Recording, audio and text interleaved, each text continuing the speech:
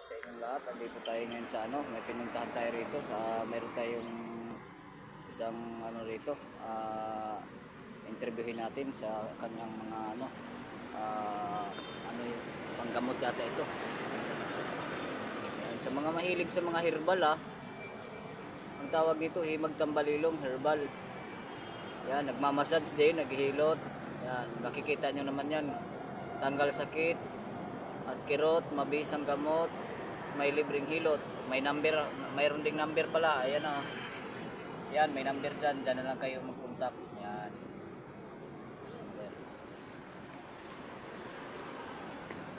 Yan.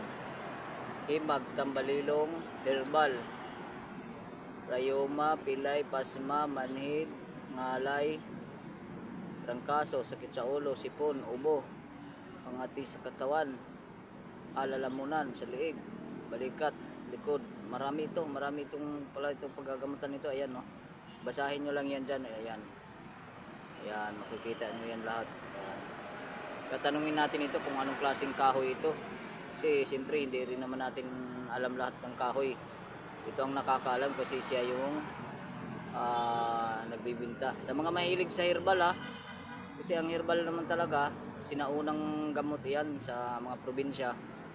Yan. Ito. Yan. Sa mga mahilig sa mga herbal, yung gumagamit pa ng herbal sa ngayon. Kasi siyempre bihira na ngayon ang kasi lahat ngayon binibili na gamot na talaga. Bihira ang nakakaalam sa herbal. Tanungin natin ito si, anong pangalan mo, sir? Willie Sumilig, boss.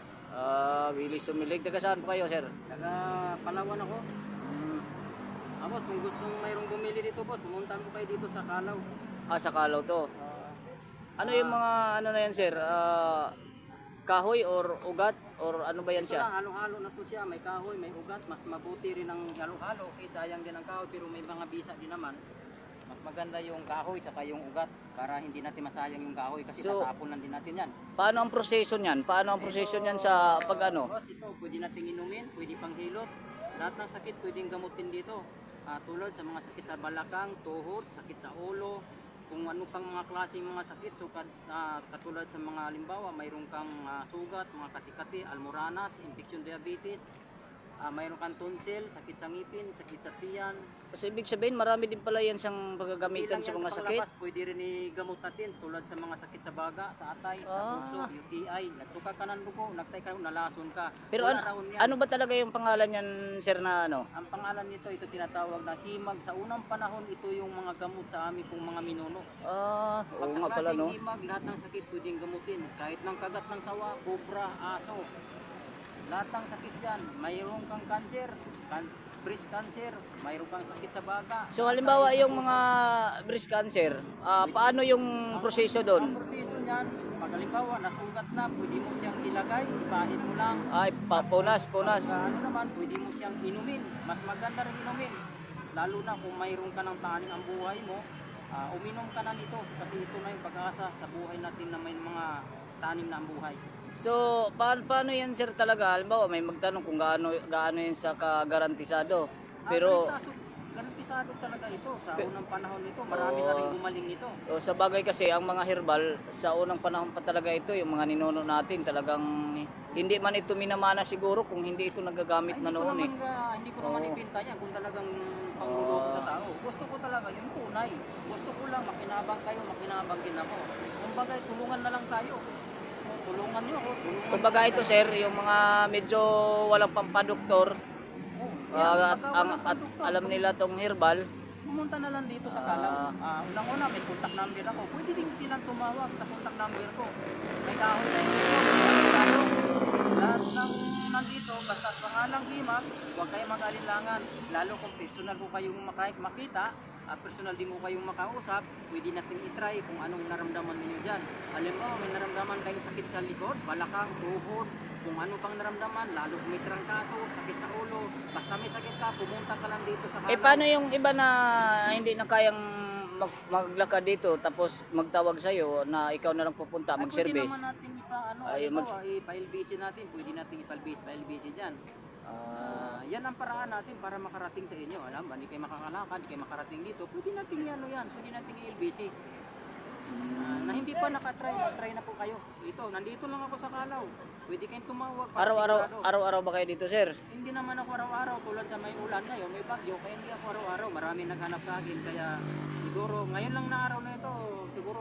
Pero ngayon sa ako isang linggo, ilang bisis ka na andito?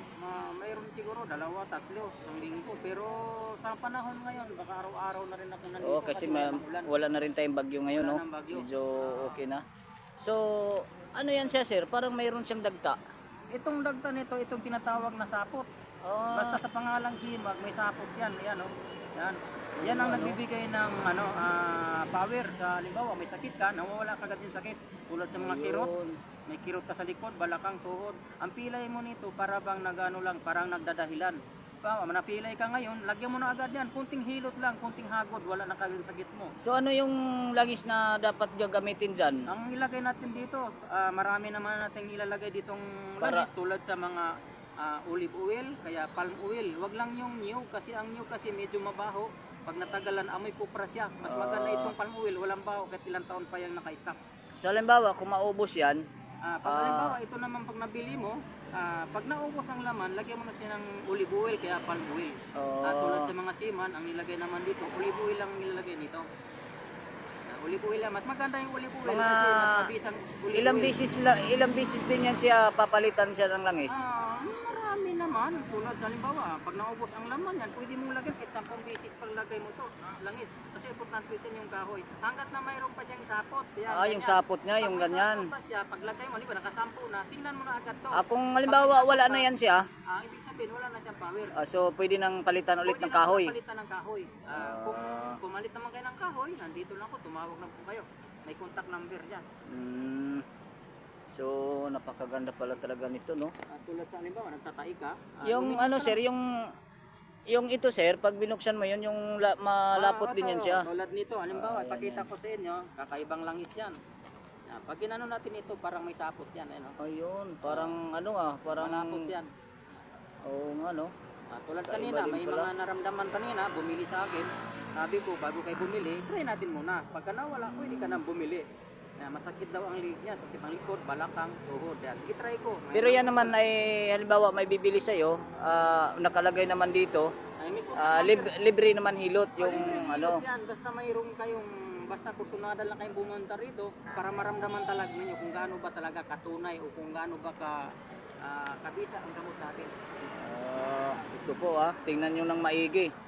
Ayan makikita nyo kung ano yung mga sakit na kayang gamutin dyan. Ayan Mayroon din tao tayong pa-interview natin, ang mga gumagaling, pwede nilang tanungin. Hindi kasi yung naniniwala naman kasi nito, hindi naman kailangan siguro na magduda. Oo naman. Lalo na kung Nakabili na, hindi na kailangan magduda pa. Kasi lalo na kung ano ulit ang pangalan nito? himag. Himag. Himag yan. Oo, himag. Sa mga nakaalam, nakakilala sa himag, ito po yun yung ano niya. Nandito lang po sa Kalaw, dito sa Mayan. Gamit niya, yung binababad sa langis, yung himag na may dagta siya. Ayan yung ano, yung mga kaya niyang gamutin ng mga sakit. Ayan, makikita niyo na maigi yan talaga. Pag may gustong bumili, pwede kayong tumawag sa number niya, magtanong kayo kung andito ba siya sa Kalaw para hindi kayo masayang yung oras. Okay. Hindi masayang yung panahon nila. Okay, maraming salamat sa iyo, Brother Willie, sa Milig. Okay, thank you very much. God bless you sa inyong lahat. At sana po ay makapanood tayo sa YouTube dito. Ang aking YouTube channel ay Nitibo. Nitibo ang kanyang YouTube channel. Ayan, okay, thank you.